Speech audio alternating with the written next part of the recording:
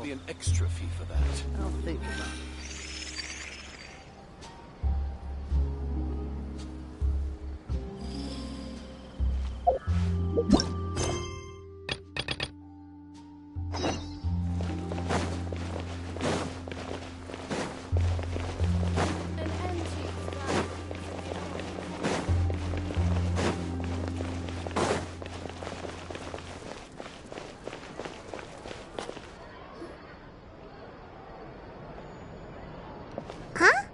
Isn't that Charlotte?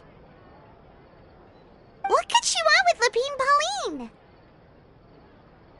Pretty please with the cherry on top, Charlotte. Journalist extraordinaire. Please tell me you're joking. I read that a gang of criminals tricked the Gardamex by disguising themselves as blubber beasts. It's true, isn't it? It has to be.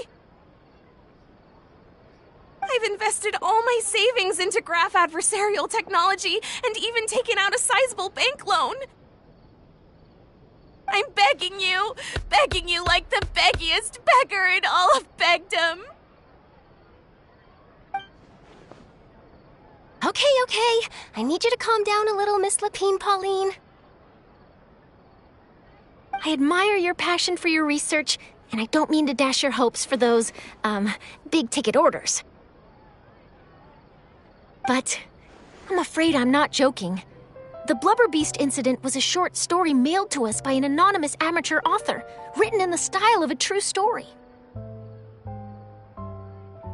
Oh, Paimon sees what happened here. Sounds like the report Lapine Pauline read in the Steambird wasn't in the news section after all. Funnily enough, I actually remember being in a meeting where the editing team was debating the potential risk of misleading the public with this story. They even went to Maison Gardiennage for advice. But to our surprise, they fully supported us printing it. They figured that the false intel would be a great way to dupe potential criminals into wearing ridiculous costumes when breaking the law. In truth, Gardamex are extremely sophisticated in their capabilities. They can identify criminals just as reliably as the best human guards, so a crude disguise isn't gonna get you far. If anything, it'll just make you stand out all the more. Since we ran that story, the Maison Gardiennage has made a slew of arrests, including, one phantom blubber beast, a titanic red-crowned finch, and a specter man. So I knew this story had helped out law enforcement, but this is the first time I'm learning of an innocent citizen being deceived by it, and investing so much more of for nothing.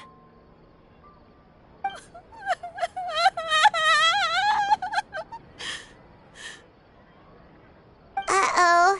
So Lapine Pauline's whole research project is based on a fictional story? Which means we're not gonna get a big bonus after all. But more importantly, she's gonna lose everything she's invested.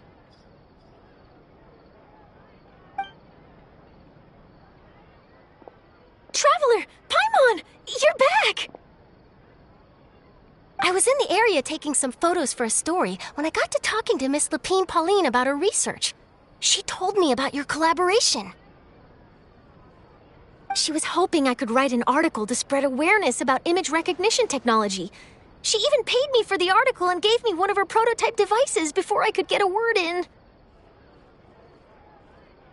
I unfortunately had to dash her hopes, and I'm afraid all your hard work was in vain too. She's desperately trying to find a way to rescue the project and get you the Mora you're due. I've tried to let her down gently, but she's finding it all very hard to accept. This is a new situation for us, too. It's such a pity. It seems like the author was only trying to make the story interesting, and the Maison Gardiennage only had Fontaine's best interest in mind. Wait, Miss Lapine Pauline? What are you doing? I'm gonna pick a fight with a Gardamex, head to the Opera at Biclès, and get a one-way ticket to the Fortress of Meropide. That way, I won't have to repay my debts. It's the only way I can afford to keep on living. Whoa, there's no need to go that far. I mean, come on, look at you. You wouldn't even dent the Gardamix armor. In all likelihood, they'd only hold you up at the Maison Gardiennage for a few days before letting you out, and then you'd still have to repay your debts. Actually, instead of going into the technicalities of that, how much did you actually invest? How bad can it really be? 270,000 Mora. Okay, well, escaping to the Fortress of Mirapede over a sum like that seems like a last resort. Surely there must be other options. Not anymore. I used to be an equipment supplier to the Fontaine Research Institute before that blew to pieces. I scraped together some savings over the past few years, but I put every last Mora into this project, and now I'm left with nothing.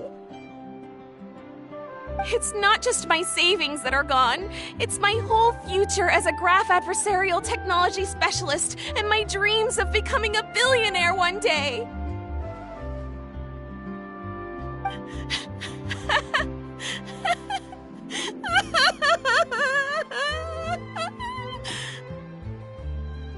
My life is over. Don't despair, Miss Lapine Pauline. I think I know a way for you to turn this around. This prototype you've given me, the camera lens for image recognition sample collection. It's really quite something. You said you designed it specifically for high-fidelity image capture and analysis, yes? The rapid focal length adjustment is a very useful function in its own right. It's sure to make many journalists' jobs much easier.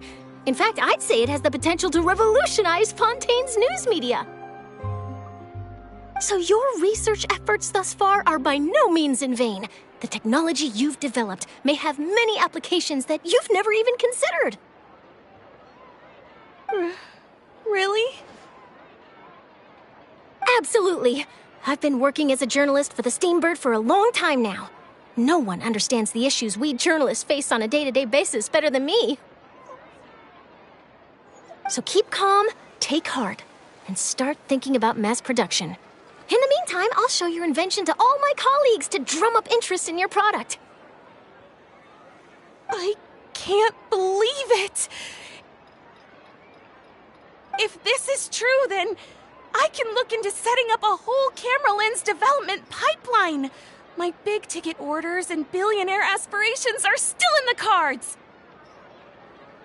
Oh, maybe I should consider taking out another loan. That way, I can rapidly improve the lens production process, be the first to market, and prepare to battle for dominance in the camera industry. Come on, stop daydreaming about your pipelines for a minute. Just take it one step at a time and see how it goes. There's no sense in putting all your eggs in one basket before things are even off the ground. And I can probably speak to some people I know and license my image recognition device to a workshop to raise some funds. I can't believe I didn't think of this sooner. There's no time to lose. I need to get to work. Early bird gets the worm. Can you believe her? She just ran off. Paimon's pretty sure our advice went in one ear and out the other. It's understandable. When inspiration and passion strike at the same time, it's all too easy to throw yourself headfirst into your work and forget about everyone around you. A lot of journalists are the same way when they're first starting out. But don't you worry. I'm gonna write an article on all this, and I'll be checking in on her regularly. Her research has the potential to benefit the entire journalistic community. I'll give her plenty of input to stop her from going down any rabbit holes, and make sure mass production of her lens can begin as soon as possible. It's reassuring to know that you'll be looking out for her, Charlotte. Actually, you know what? Why don't you two take this prototype lens? I'm sure you'll have plenty of chances to use it on your travels. It takes the right person to get the most out of a new technology. In your hands, it's sure to capture some amazing sights. Thanks a lot, Charlotte. No bonus, no biggie. This makes everything worth it. You're welcome. I got something out of this too. The beginnings of a very interesting news story. The boundaries between real news reports and news-like fiction must not be blurred, even when there's a compelling justification for doing so. Yes, that's how I'll phrase it to the editors when I give them my feedback. Let's hope we don't mislead any more well-meaning citizens in the future.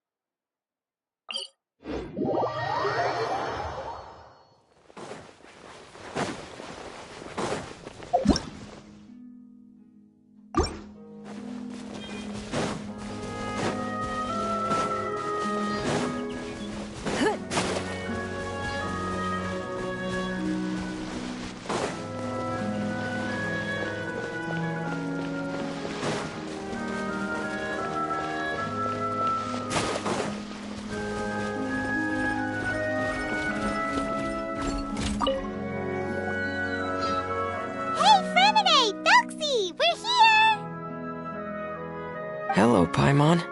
Hello, Traveler. Is the crown ready? Yes, we're just waiting for Zuria now. She hasn't arrived yet. Then let's wait for her a little while. Or actually, maybe we can go find her. It's not too far from here anyway. Didn't she say she just lives on the hill over there? Hey, Traveler, Paimon. Oh, and speaking of... Found you two at long last. I'm so glad that you both are all right. Huh? Why are you here, Miss Delaroche? And what could have happened to us? What could have happened? That water imp Thelxie, of course. After I gave you that commission the other day, I began to get worried and went asking about the boy that went missing. Oh, that? We've got it all figured out now. The boy you heard about was just Fremine. Even the missing fish was his fault. Don't worry, we'll help you get the fish back as soon as we're done with this job. Oh, sorry about that. I've been diving in the area recently. Huh? What, Fremine? Diving? No, that's not what happened at all. I've heard a completely different account. What I was told is that about a month ago, a child tied a bunch of heavy seashells onto his body and walked into this open stretch of water. He never came back. What could that be if not that water imp's work?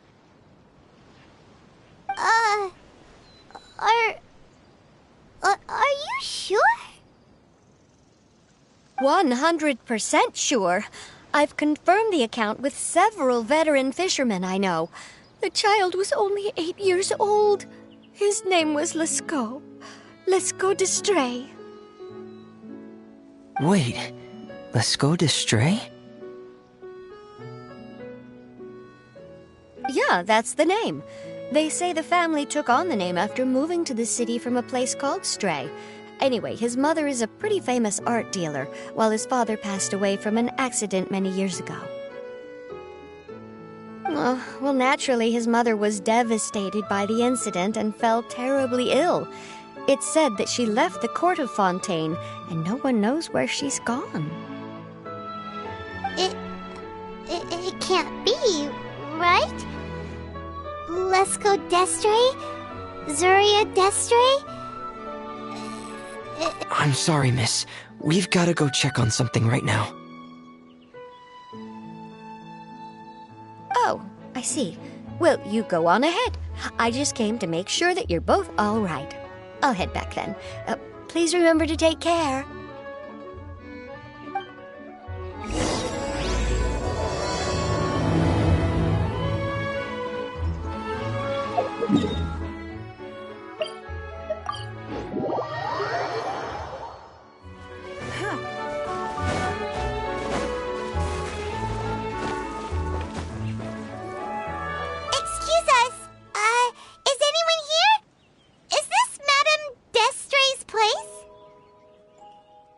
are you?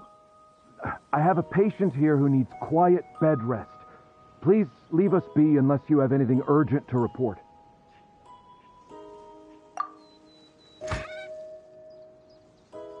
This is the residence of Zuria Destri, and I'm Jala Khan, her family doctor. What did you mean by your question just now? Who else could be my patient? Your patient should be Zuria's son, right? She told us herself that her son had contracted loneliness syndrome. No, you're right. Young Master Lescaut did have that illness once upon a time, but well, the young master's no longer with us. And now the Madame has come down with the same illness. Are you her friends, by any chance?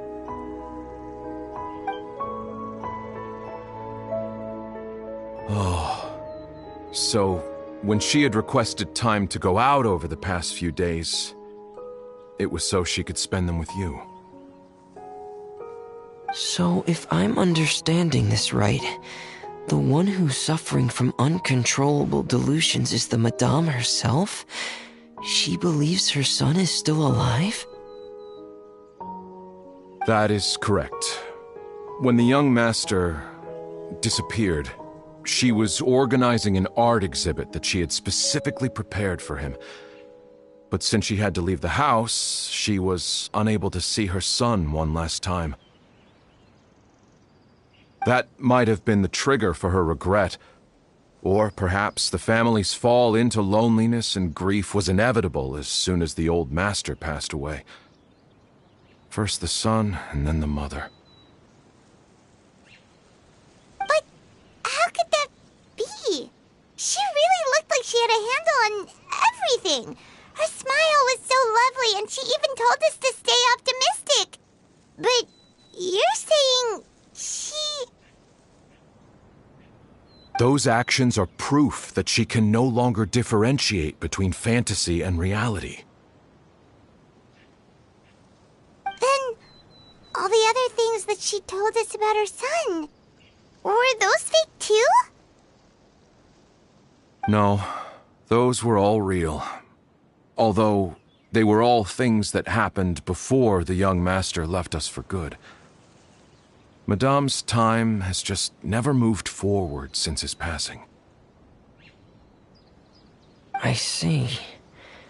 So after her son left, she created a fantasy world where her son was still with her. She was looking for a way to cure his illness when she ran into us. She has been in a good mood the past few days, even humming a song when she returned from her stroll. She even began discussing with me the idea of using deliberate guidance to ease the illness. It was all going well, until last night. She spent a whole night staring at the shell the young master left behind, and the words that he had inscribed onto it.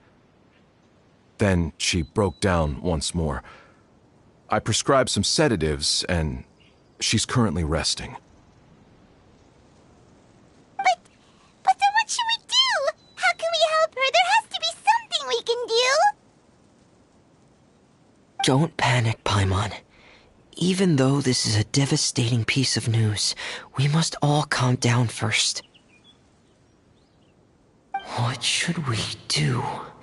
I need to think. I need to remember the old house of the hearth and the children who lived in it. Those patients, and what their doctors said back then. What if... Dr. Jalakon, have you seen a picture book? The Madame should have brought it back with her. Are you thinking about trying the guidance therapy she talked to me about before? It's worth a shot. I'll go get the book.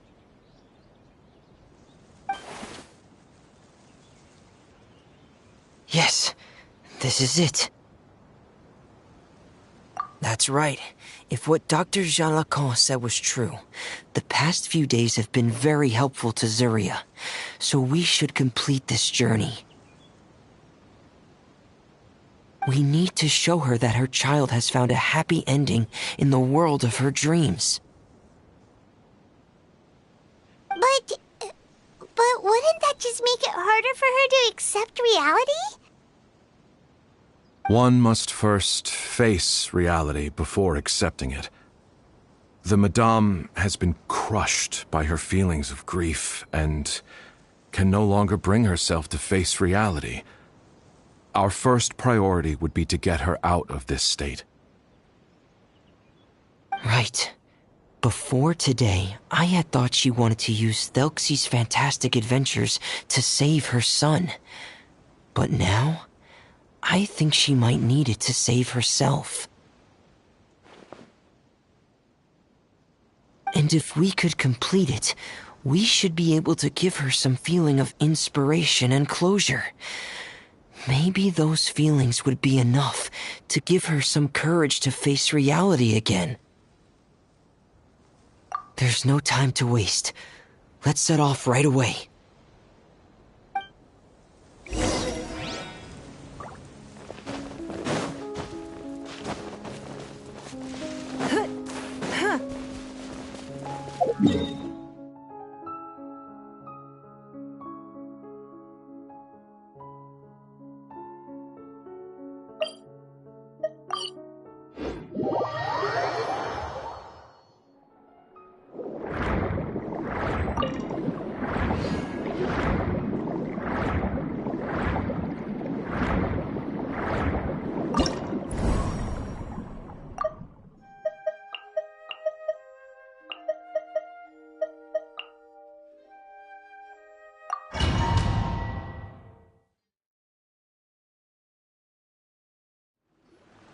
We're here again. This is the final part of Thelxie's journey, but the most important person is missing.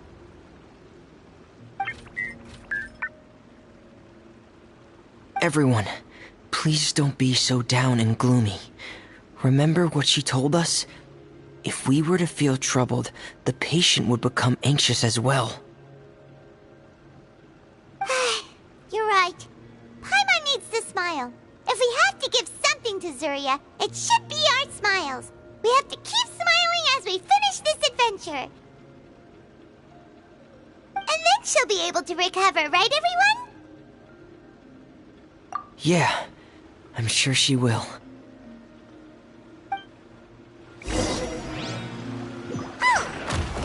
Be careful, brave adventurers! Here come the evil monsters that stole the crown! There!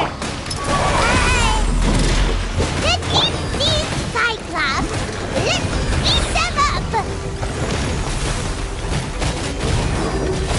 Give up.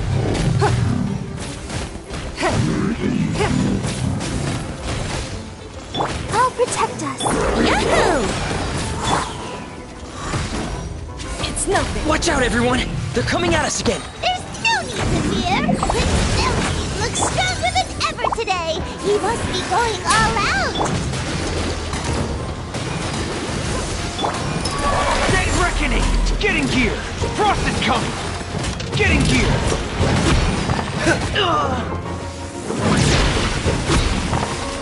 Frost is coming!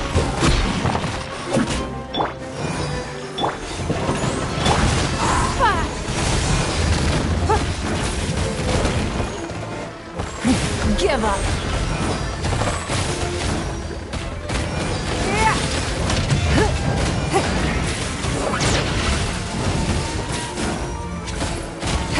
This is the final image, right? We'll reclaim the crown for you now, Your Highness! She'll be... Wipe out! Water jet! Going under! Hair! Get in gear! Hair! Ha! Get in gear!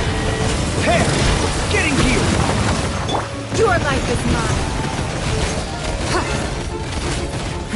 Give up.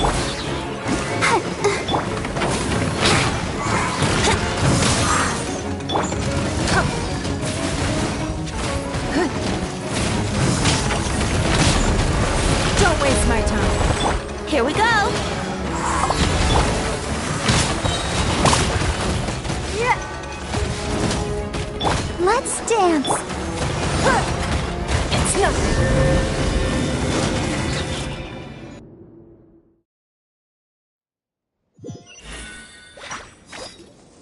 I'm sorry.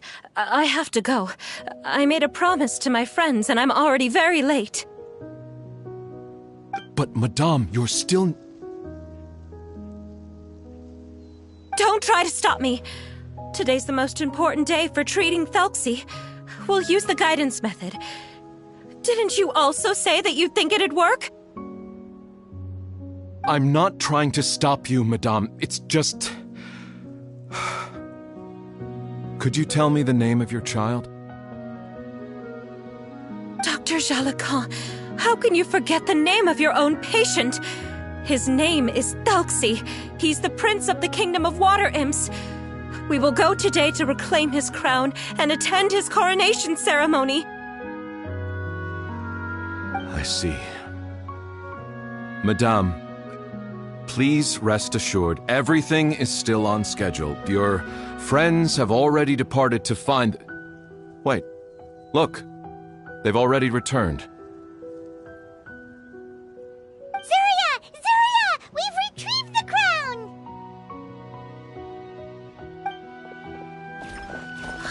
Paimon, everyone, have you really? Yes, but the coronation ceremony still hasn't taken place, because we felt like you should be the one to preside over it. Wonderful, how wonderful! Thelxie, my child, are you hearing this? Everything you lost will now come back to you, and soon, very soon, you will never be lonely again.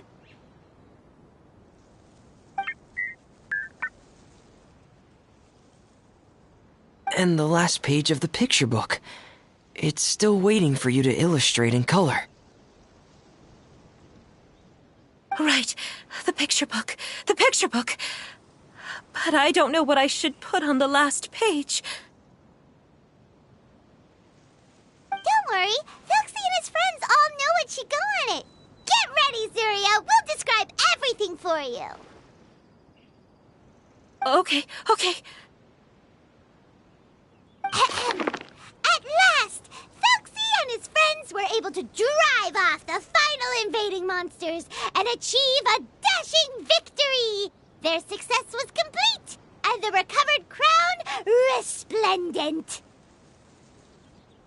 The water imps, finally returning to their homes, showered the prince with love and applause as he greeted them. They once again offered their precious shells to the prince and reconstructed the rainbow bridge of old. As he watched the scene unfold, the prince could not help but be touched by its beauty.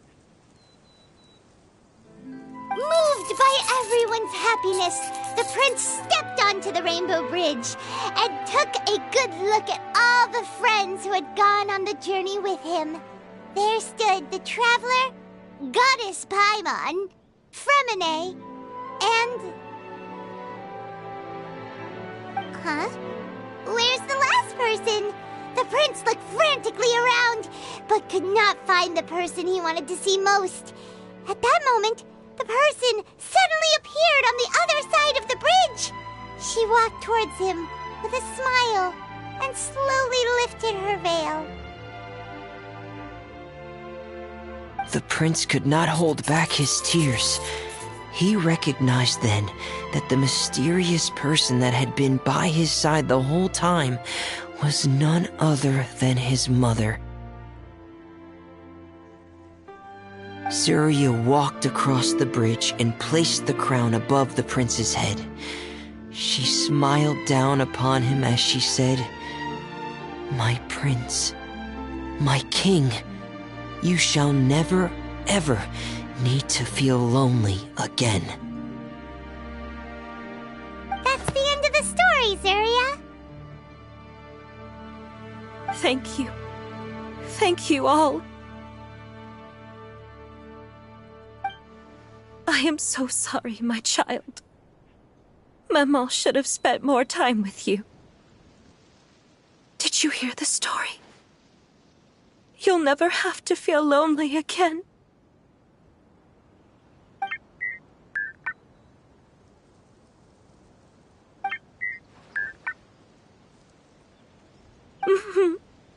Mama loves you too.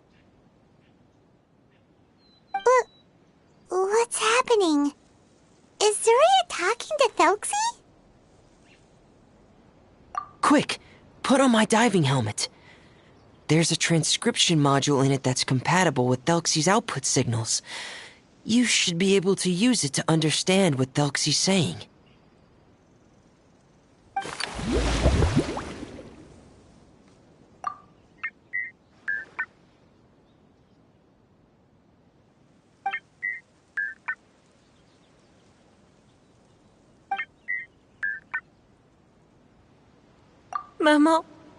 Mama loves you too.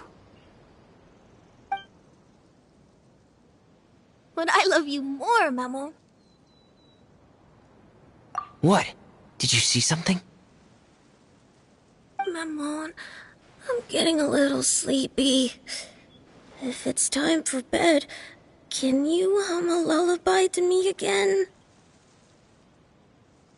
Of course, my dearest child. As long as you want to hear it, Mama will always hum for you.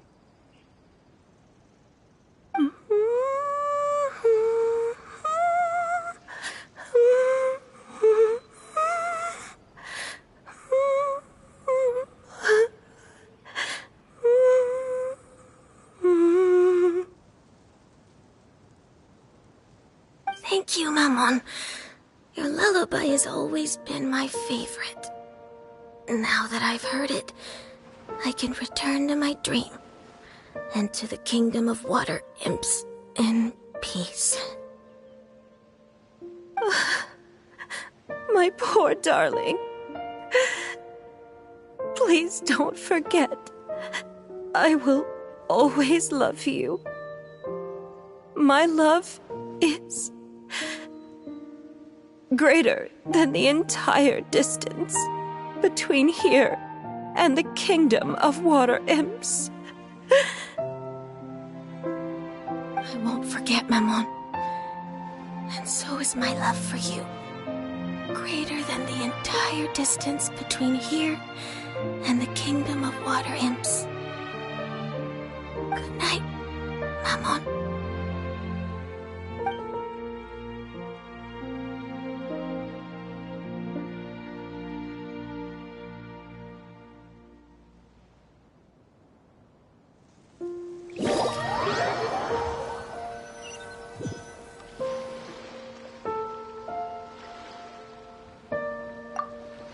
Traveler, Paimon, you're here. Fremine! Why did you call us in such a hurry? Did you hear something from Zuria? Oh, if it's not good news, Paimon doesn't want to hear it!